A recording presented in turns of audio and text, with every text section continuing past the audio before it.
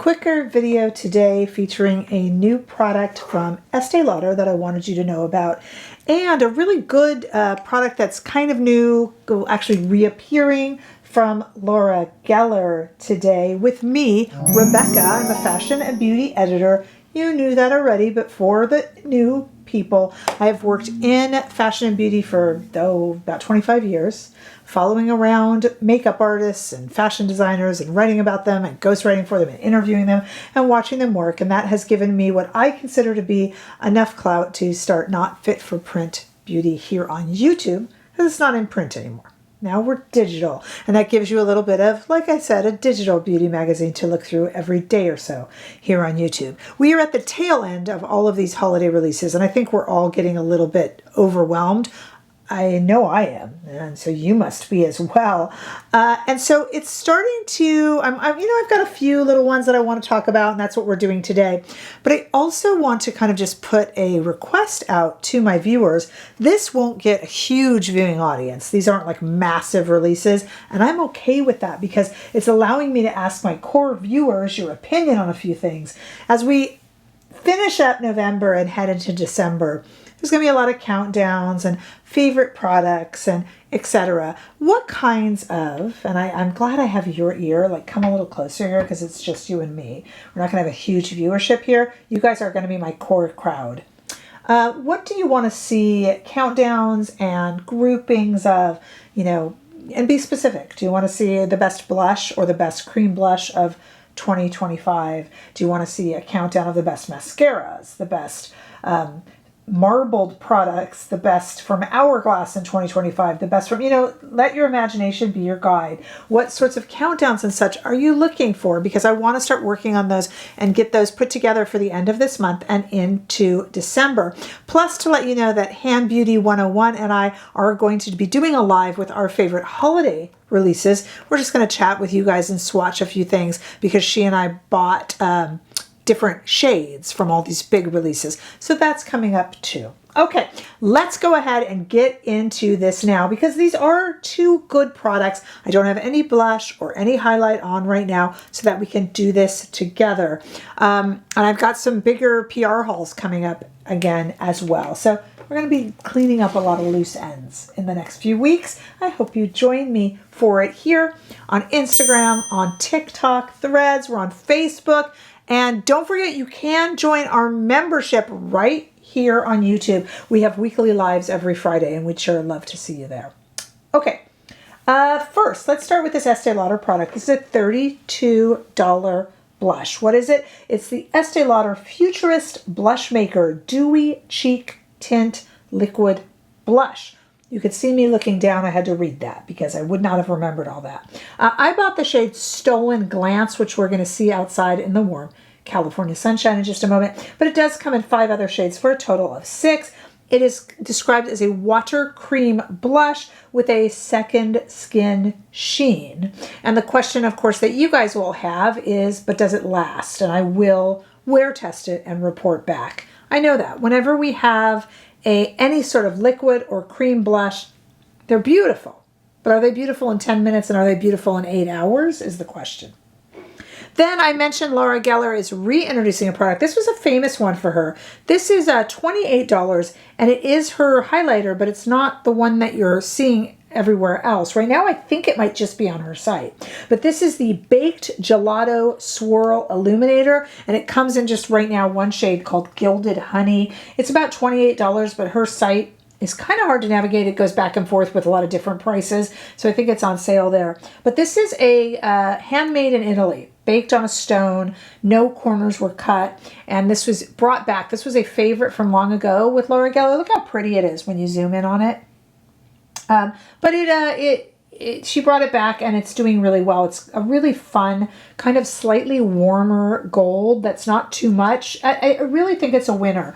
Now, Laura Geller is, if you didn't notice, being carried now in Sephora. I think maybe Ulta as well, but her introduction into Sephora is really kind of exciting for the brand. I don't know if you know a lot about Laura Geller. She made her name in somewhat the same way that Sarah Creel would, kind of catering to mature women. However, the expertise in the makeup artist has, Laura Geller herself, is extensive, and she's just a lot of fun. Like, her Instagrams are fun. She's a very youthful energy and just happens to be one of the nicest people in the makeup industry you could ever meet. So I'm really excited to see them at Sephora to gain wider popularity. Before we try these on, let's take these outside into the warm California sunshine. There is the Estee Lauder Futurist Blushmaker Dewy Cheek Tint Liquid Blush in Stolen Glance. It's a really kind of cool pink. And then check out that Laura Geller Baked Gelato Swirl Illuminator on my hand there in that shade Gilded Honey. It's a little bit of a warmer gold, which I like. Gold can go a bit too robotic and metallic for my skin tone, and it can wash me out. So this is like a gold, but it goes a little warmer, and I think it's really nice to see. I'm going to be using it today with this really cool dual-ended brush, also from Laura Geller. It's a dual-ended highlight blush. One side of it is actually a sponge tip that washes really easily, and one side of it is an angled brush. So this is really great for different types of highlighter, or frankly, you could use it for blush as well, but you know, powder, but also like a cream highlight or a cream blush. So we'll use this a little bit also with our Estee Lauder brush, this side of it.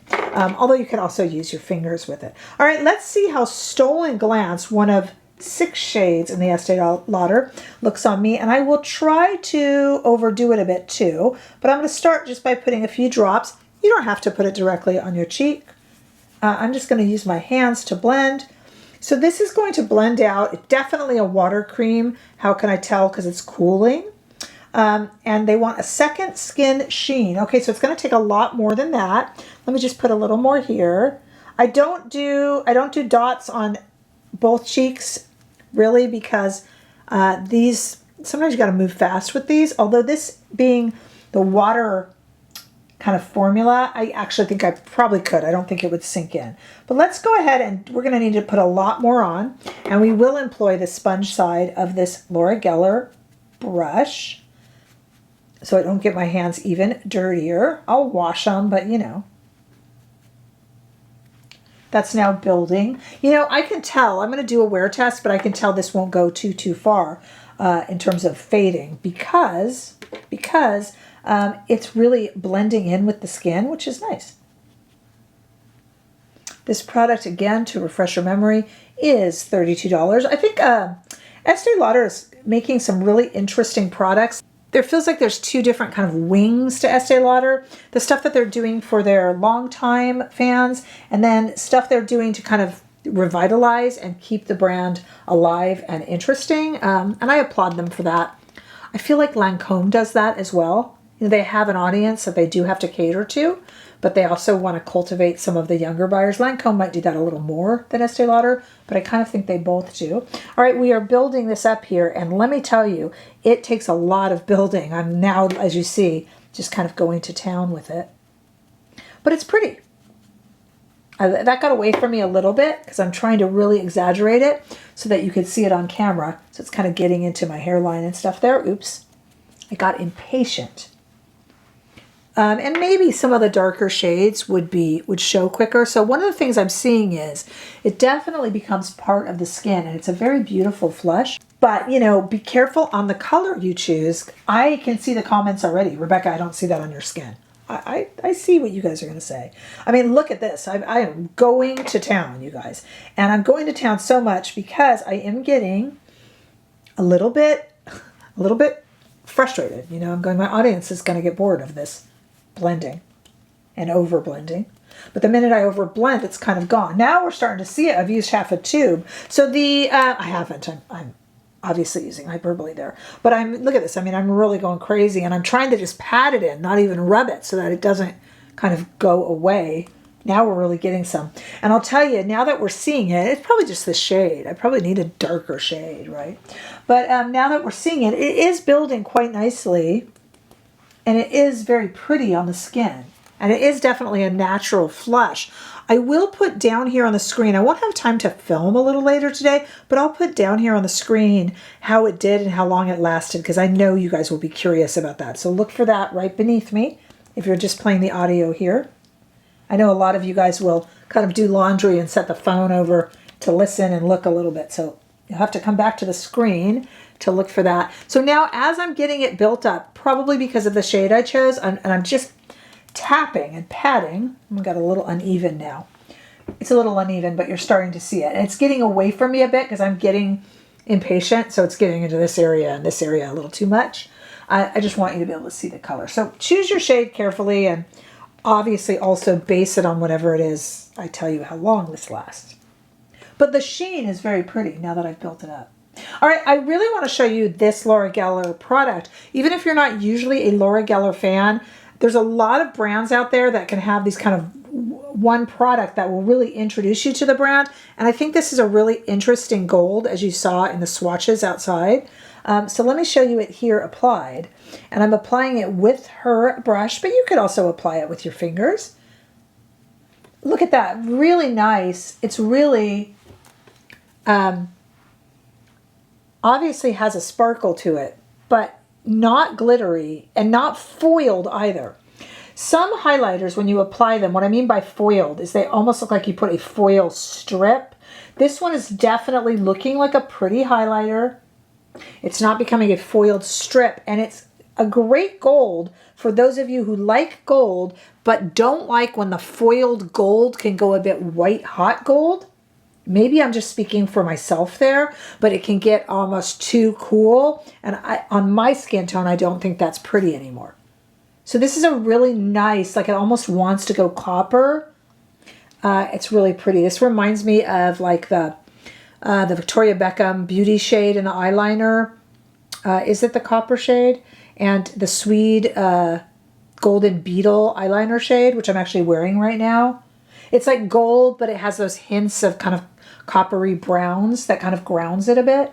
So those are really, really two pretty products, and I'll be testing the Estee Lauder. I would love to hear from you guys down below what your suggestions and requests are in terms of end of the year type countdowns and videos. I will also be doing, in case you are wondering, I will bring it back for the 5th year or so in a row. We will be doing our community Best of Beauty. That is always fun.